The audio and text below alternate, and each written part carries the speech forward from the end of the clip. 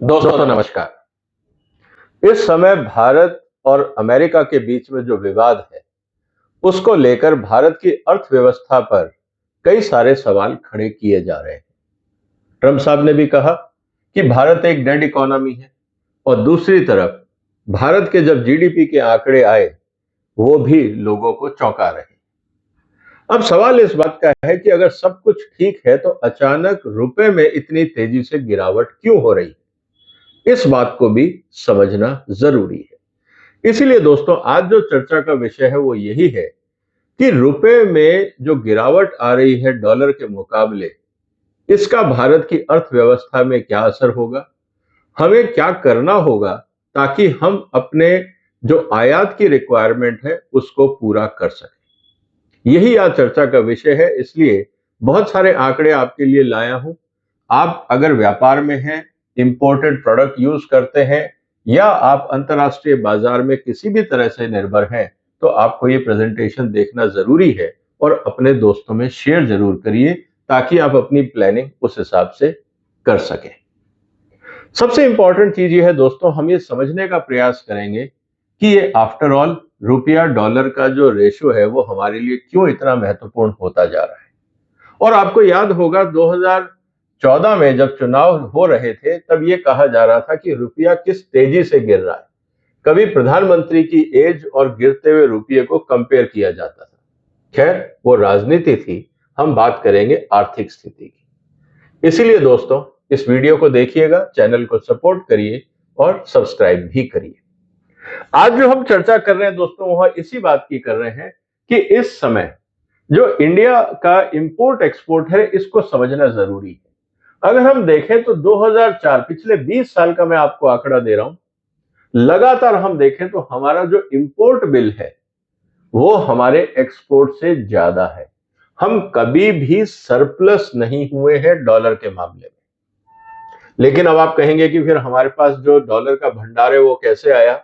वो आया भारत के जो विदेशी बाहर रहते हैं, मतलब हमारे जो एनआरआई बाहर रहते हैं विदेश में, ये उनका रेमिटेंस है। इसको हमें समझना होगा कि जो भारतीय हैं वो जो पैसा घर भेजते हैं उससे जो ये गैप है हम इसको काफी हद तक पूरा कर लेते हैं और थोड़ा बहुत जो बचता है वो हमारे रिजर्व्स में चला जाता है, जो आज हमारे आरबीआई के पास है। अब सवाल इस बात का है कि जब विदेश में खासकर अमेरिका में रहने वाले भारतीयों को कहा जा रहा है कि आप वापस जाएं, वहां पे भी इन्फ्लेशन है, वहां पे भी दूसरी समस्याएं हैं, उद्योग धंधों पे असर हो रहा है, कनाडा में असर है, यूरोप में असर है, बाकी सब जगह असर है, तो क्या भारतीय जितना पहले रेमिटेंस भेजते थे उतना भेज पाएंगे? ये एक बहुत बड़ा सवाल है। इसका मतलब ये है कि अगर हमारे पास रेमिटेंस का पैसा नहीं आया तो ये गैप और बढ़ सकता है। इस बात को हमें समझना होगा। एक चीज हम और देखें कि अगर हम जो आंकड़ा मैं आपके सामने रख रहा हूं, अगर आप 2014 की बात करें, ये देखें कि इस तरफ था मनमोहन सिंह जी का और इस तरफ है मोदी जी का एरा। अब इस स्थिति के अंदर अगर आप देखें तो ये जो करीब 10 साल हैं, 5 साल मनमोहन सिंह जी के और शुरू के 5 साल मोदी जी के, इस समय अंतरराष्ट्रीय व्यापार वर्चुअली स्टैग्नेट था, ग्रोथ नहीं हो रही थी। अगर हम देखें तो इंपोर्ट एक्सपोर्ट ऑलमोस्ट सेम था। लेकिन कोविड के बाद जिस तरह से रफ्तार आई है, इसमें आयात भी बढ़ा है और निर्यात भी बढ़ा है। अब इसको समझना जरूरी है कि अगर हम निर्यात बढ़ा रहे हैं और उसके साथ अगर आयात बढ़ रहा है, इसका मतलब ये है कि मेक इन इंडिया की जगह लोग जो एक्सपोर्ट कर रहे हैं वो इंपोर्ट करके उसमें वैल्यू एडिशन कर रहे हैं या रीलेबलिंग कर रहे हैं या ब्रांडिंग कर रहे हैं और फिर एक्सपोर्ट कर रहे हैं। अगर यहां पे एक्सपोर्ट बढ़ रहा है और इंपोर्ट कम हो रहा होता तो ये भारत के हित में होता है। इसीलिए इस ट्रेंड को समझना दोस्तों बहुत ही ज्यादा जरूरी है। इसीलिए मैं कह रहा हूं इस बात को हमें ध्यान से समझना होगा। इसका असर क्या हुआ, इसको हम थोड़ा और देख लेते हैं। इसका असर हम देखते हैं रुपए पे क्या पड़ रहा है। अगर हम रुपए की बात करें, ये मनमोहन सिंह जी का टाइम, रुपए को आपने देखा कि करीब 45 रुपए के आसपास था और 60 रुपए के आसपास पहुंचा। मोदी जी ने जब कार्यभार संभाला तब रुपया था 60 रुपए, मतलब डॉलर के मुकाबले रुपया था 60 और आज है 88। इसका मतलब ये है, आप कहेंगे यार ये तो बहुत विचित्र स्थिति है, इसका मतलब मोदी के टाइम पे रुपया बहुत तेजी से गिरा है। बात सही है, गिरा है, लेकिन क्या वास्तव में ये खतरनाक स्थिति है? इसको समझने के लिए इस प्रेजेंटेशन को आपको देखना जरूरी है। इसीलिए आज जो सबसे इंपॉर्टेंट टॉपिक है दोस्तों हमारे सामने, वो यही है कि इकोनॉमिक परफॉर्मेंस और इंडियन रुपी और डॉलर के बीच में जो परफॉर्मेंस है, इसको हम कैसे देखते हैं और इसके बारे में हमें आगे सोचना होगा कि हम इस पूरी इकोसिस्टम को कैसे मैनेज करें। अब थोड़ा सा हम इसको और समझने का प्रयास करते हैं। मनमोहन सिंह जी के टाइम पे, इस टेबल को आप जरा ध्यान से देखिएगा दोस्तों। मनमोहन सिंह जी के टाइम में जो रुपया डेप्रिशिएट हुआ था वो हुआ था करीब 27%। मोदी जी के टाइम में अभी तक हो चुका है करीब 45% से ज्यादा। अब आप कहेंगे इसका मतलब मोदी जी की परफॉर्मेंस बहुत खराब रही है, डबल के करीब रुपया डेप्रिशिएट हो गया है। लेकिन अगर हम देखें, उस समय फॉरेक्स था हमारे पास 300 बिलियन डॉलर। आज हमारे पास जो फॉरेक्स है वो करीब है 450, 650, 700 बिलियन डॉलर के आसपास। अब इसमें रेमिटेंस हुआ है और काफी चीजें हमें देखने को मिलेंगी। तो इसका मतलब ये है कि चाहे रुपया डेप्रिशिएट हुआ है मोदी के टाइम पे, लेकिन फॉरेन रिजर्व्स ऑलमोस्ट डबल हो गया है। इसका मतलब क्या है, इसको समझना जरूरी है। साथ ही साथ जो सबसे बड़ा चैलेंज था मनमोहन सिंह जी के टाइम पे वो था इन्फ्लेशन। 8 से 12% ऑन एन एवरेज रहा, जबकि मोदी सरकार ने इन्फ्लेशन को कंट्रोल करके रखा 4 से 6% के आसपास। इसको भी समझना होगा। क्या उस समय ग्लोबल क्राइसिस थे या मोदी जी के खाते में ही रहे? ऐसा नहीं है। 2008 का लेमन ब्रदर्स का क्राइसिस आपको याद होगा। फिर ऑयल का रेट काफी बढ़ गया था और बहुत सारे चैलेंजेस थे। और जब ऑयल का रेट बहुत बढ़ा था, उस समय हमारा रुपया बहुत तेजी से गिरा था, क्योंकि हमें उस समय ज्यादा डॉलर चाहिए थे, हमारा एक्सपोर्ट नहीं बढ़ रहा था, तो इसीलिए रुपया बहुत तेजी से गिरा था। मोदी जी के टाइम में कोविड हमने देखा, आपने जो लड़ाई चल रही है वो देखी, अपना यूक्रेन का झगड़ा देखा, यूएस के जो टैरिफ हाइक देखे हैं, ये सब देखा। तो लगातार क्राइसिस बना हुआ है अंतर्राष्ट्रीय मार्केट में। इसका मतलब ये है कि अंतर्राष्ट्रीय बाजारों में जो हलचल है वो भारत की अर्थव्यवस्था को पूरी तरह से प्रभावित कर रही है। कारण बहुत सिंपल है कि हमारे यहाँ पे जो आयात है वो डॉलर हमें चाहिए। हम ये कह नहीं सकते कि बगैर डॉलर के हमारी इकोनॉमी सस्टेन कर जाएगी या हमारा एक्सपोर्ट सस्टेन कर जाएगा। जैसा मैंने आपको ग्राफ में दिखाया कि जब हम एक्सपोर्ट बढ़ाते हैं तो हमारा इंपोर्ट भी बढ़ रहा है। इसका मतलब यह है बहुत सारा रॉ मटेरियल या इनपुट हम विदेशों से खरीदते हैं और फिर भारत में उस पर प्रोसेसिंग होती है, वैल्यू एडिशन होता है, फिर हम उसमें एक्सपोर्ट करते हैं। ये एक चैलेंज हमारे सामने रहेगा। अब दूसरी तरफ बात आती है रिफॉर्म्स को लेकर, कि रिफॉर्म्स को लेकर क्या स्थिति है। रिफॉर्म्स की जब हम बात करते हैं तो मनमोहन सिंह जी के टाइम में लिबरलाइजेशन था, वो धीरे हो गया था, पॉलिसी पैरालिसिस था, कोलिशन गवर्नमेंट थी। और आपको पता है कि सोनिया गांधी, मनमोहन सिंह, कोलिशन पार्टनर्स ने मिलके जो पूरा करप्शन का खेल खेला था उस सरकार में मंत्रियों ने, उसका असर हमें देखने को मिला। करप्शन 2014 में एक बहुत बड़ा मुद्दा था जिसके कारण कांग्रेस सरकार हारी। और दूसरी तरफ मोदी ने काफी सारे रिफॉर्म्स किए, जीएसटी आया, आईबीसी आया, रेरा आया, यूपी आया, आत्मनिर्भर भारत, मेक इन इंडिया, कई सारे प्रयास किए गए। तो प्रयास ये था कि हम इकोनॉमी को बूस्ट करें और उसका असर आपने देखा कि हमने एक्सपोर्ट को तेजी से बढ़ते देखा, हालांकि उसके लिए हमें इंपोर्ट भी बढ़ाना पड़ा। अब यहां पे कैच है कि क्या हम इंपोर्ट सब्स्टिट्यूट क्रिएट कर सकते हैं एक्सपोर्ट बढ़ाने के लिए। अगर हम ये कर पाए तो भारत के लिए एक बहुत बड़ी अपॉर्चुनिटी क्रिएट हो सकती है। जो इन्वेस्टर कॉन्फिडेंस था, इसको भी समझना जरूरी है, क्योंकि जब तक इन्वेस्टर नहीं आएगा, आपके पास नई टेक्नोलॉजी नहीं आती, नए सिस्टम नहीं आते, आपका व्यापार नहीं बढ़ता, रोजगार नहीं बढ़ता। तो इन्वेस्टर कॉन्फिडेंस में आपको पता है, जैसे कहा गया कि उस समय स्कैम्स हो रहे थे, करप्शन हो रहा था, एनवायरमेंटल को लेके काफी सारे इश्यूज थे, हर डिपार्टमेंट, हर मंत्रालय में अपनी तरफ से कुछ ना कुछ प्रॉब्लम क्रिएट की जा रही थी। मंत्रालय आपस में लड़ रहे थे, कोर्ट केसेस मंत्रालयों के बीच में हो रहे थे। ये बड़ी विचित्र स्थिति थी मनमोहन सिंह जी के टाइम पे। लेकिन दूसरी तरफ इस बात को अगर हम देखें कि परफॉर्मेंस रही, इन्वेस्टर कॉन्फिडेंस बढ़ा कि मोदी है तो मुमकिन है, नारे आपने सुने होंगे। लेकिन जो सबसे बड़ी चिंता की बात रही, हमारा एक्सपोर्ट नहीं बढ़ पाया जितना हमें बढ़ाना चाहिए था। इंपोर्ट एक्सपोर्ट गैप नहीं बढ़ा, हम फिर भी डेफिसिट ही रहे। इसका मतलब यह है कि जो हमारा इंडस्ट्रियलाइजेशन है, जो मेक इन इंडिया है और जो हमारी एक्सपोर्ट पॉलिसीज हैं, उन्होंने कोई बहुत ज्यादा योगदान नहीं दिया। और यही सबसे बड़ी चुनौती है अब मोदी साहब के लिए। एक तरफ रुपये का चैलेंज, फिर अंतर्राष्ट्रीय चैलेंज, फिर ट्रंप के टेंट्रम्स, और फिर भारत की अपनी आर्थिक स्थिति। इसके अलावा जो सबसे इंपॉर्टेंट बात थी वो ये रहा कि स्टेबिलिटी को लेकर, पॉलिटिकल स्टेबिलिटी एक बहुत बड़ी चीज होती है इन्वेस्टर्स के लिए, कि जो वॉलेटाइल रुपी था उसका असर हमने देखा। रुपी स्टेबल हुआ, कम क्राइसिस हुए, लेकिन अगर हम ये कहें कि स्टेबिलिटी आ गई, एक हिसाब से आप कह सकते हैं, लेकिन पॉलिटिकल स्टेबिलिटी है अभी इकोनॉमी में काम करना, उसका असर जो रिफ्लेक्ट होना चाहिए इन्वेस्टमेंट्स में, एफडीआई में, वो नहीं दिख रहा है। अभी भारत में उस हिसाब से एफडीआई नहीं आ रहा है जो आना चाहिए। इसका मतलब यह है कि पॉलिटिकल स्टेबिलिटी को हम एनकैश नहीं कर पाए, और उसका कारण है वही की वही ब्यूरोक्रेसी और ग्राउंड लेवल का करप्शन। उसको हम नहीं हटा पाए और यही कारण हमारे सामने है।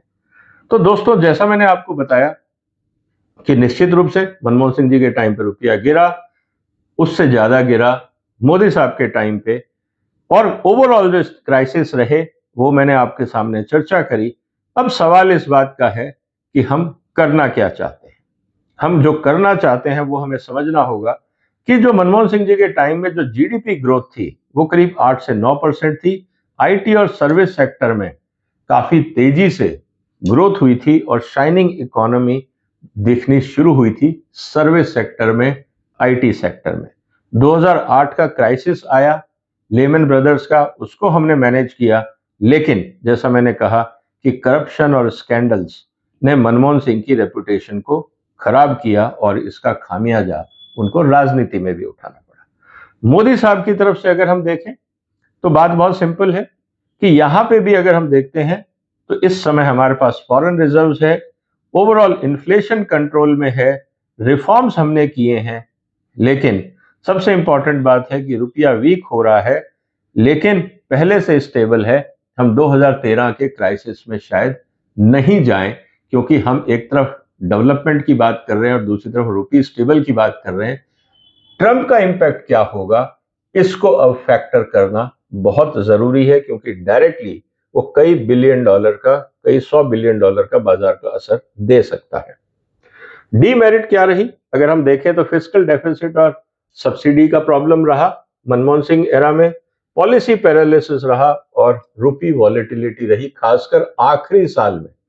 14 में चुनाव था, 13 में बहुत ज्यादा क्राइसिस रहा रुपी का, और इसीलिए स्लोगन बना था इलेक्शन में कि रुपया ज्यादा बढ़ रहा है या प्रधानमंत्री की एज, और वो तय किया जा रहा था कि शायद रुपया एज से आगे निकल जाए। मोदी एरा में जो प्रॉब्लम रही, रुपी जो डेप्रिशिएट हुआ एब्सोल्यूट टर्म में, वो बहुत तेजी से हुआ। इसका मतलब यह है कि हमारा एक्सपोर्ट जिस रफ्तार से बढ़ना चाहिए था वो नहीं बढ़ा, हम इंपोर्ट एक्सपोर्ट के गैप को कम नहीं कर पाए। इसका मतलब मेक इन इंडिया जो पॉलिसी थी वो एक्सपेक्टेशन के हिसाब से डिलीवर नहीं कर पाई, और इस पे लगता है मुझे मोदी जी को अब पूरा फोकस करना होगा, क्योंकि ट्रंप ने उस पे और चुनौतियां खड़ी कर दी। तो इस समय पॉलिटिक्स को साइडलाइन करके पूरा ध्यान अगर हम इकोनॉमिक्स पे दें तो good economics is good politics, ये भी कहा जाता है। और एक्सपोर्ट रिमेन स्टैग्नेंट। हम उम्मीद कर रहे थे कि चाइना प्लस वन में इंडिया का नाम आएगा, लेकिन चाइना प्लस वन में जो इन्वेस्टमेंट और एक्सपोर्ट थे वो वियतनाम चले गए। ये हमारे लिए चैलेंज है। तो अगर हमें अल्टरनेट वेंडर सोर्स बनना है, सप्लाई सोर्स बनना है, रिलायबल सप्लायर बनना है, तो हमें ईमानदारी से अपनी पॉलिसीज को देखना होगा। जो पॉलिटिकल इंटरफियरेंस आता है इकोनॉमिक पॉलिसी में, वो हमारे लिए सबसे बड़ा खतरा है। मेक इन इंडिया और जो एफडीआई में आना चाहिए था वो नहीं आ रहा है। जैसा मैं बार बार आपको कहा, इसका असर आ रहा है जॉब क्रिएशन में और प्राइवेट इन्वेस्टमेंट्स में। लोग इन्वेस्ट नहीं कर रहे हैं।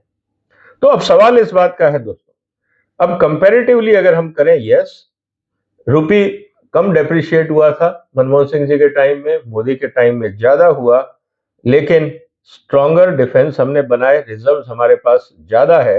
इट मींस वॉलेटिलिटी और स्टेबिलिटी दोनों हम कंट्रोल कर रखे हैं। तो स्टार्टिंग पॉइंट ट्रंप एरा के समय में भी हमारे पास अच्छा है।